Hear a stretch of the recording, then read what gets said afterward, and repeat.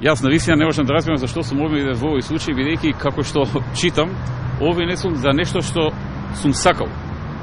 Во линијата пишува сакал, потенцирам сакал, да се набави блиндирано возило и сакал, потенцирам, сакал, тоа да не го знае јавноста.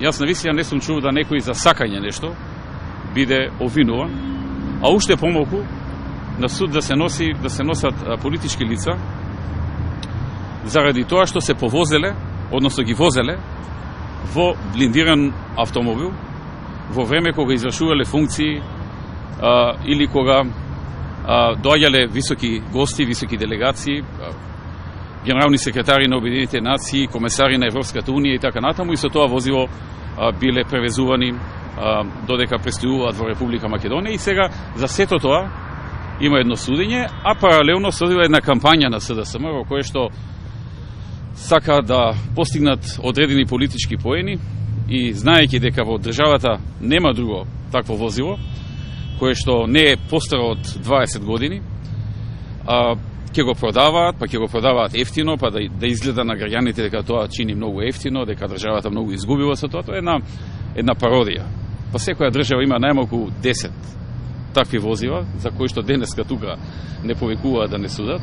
Најмалку 10, некои имаат поголеми држави по 50 и по 100 и така натаму. Македонија има едно такво возило, кое што заштитува од различни безбедносни ризици, вклучувајќи подметнати мини, вклучувајќи подметнат динамит, стрелање преку снајпер и така натаму, што мислам дека е нормално во цел свет. Значи, нема држава каде што сум престојувал како премиер, а сум престојувал во многу, да не сум бил дочекан во такво возило и да не сум видел како моите колеги и многу пониски рангови од моите колеги премиери биле обезбедувани на тој начин. И конечно, јас не сум тој што одлучува како премиер, кога бев премиер, во какво возило ќе бидам транспортиран. Има закони, има правила, има упатства, има министерство кое што е задолжено за тоа и кое што пропишува на кој начин лица со таква функција треба да бидат заштитени. Нивните животи треба да бидат заштитени и тие правилници се согласно правилниците во другите држави. Наспроти тоа сега гледаме една пародија, еден популизам, во кој што гледаме дека актуелниот премиер, за да покаже колку е тој штедлив или великодушен или не знам што, се вози наводно според она што го дознаваме во неблиндиран автомобил, додека сите други, како што можевме да видиме, се утепаа од возење во овој автомобил, кој што сега наводно ќе го продаваат.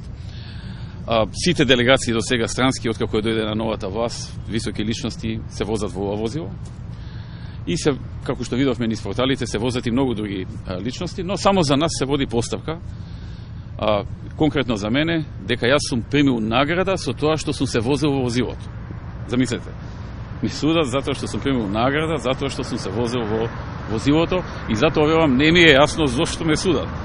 Ја ја одговорив тоа на судиката дека мене обвинението не ми е јасно, не можам да разберам дека награда ако премиер го возат во блиндиран автомобил со степен на заштита како што пропишува законот и во нашата држава и во другите држави.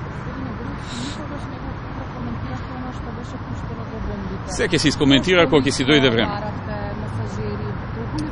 Да, се ќе искоментирам кога ќе дојде време за тоа.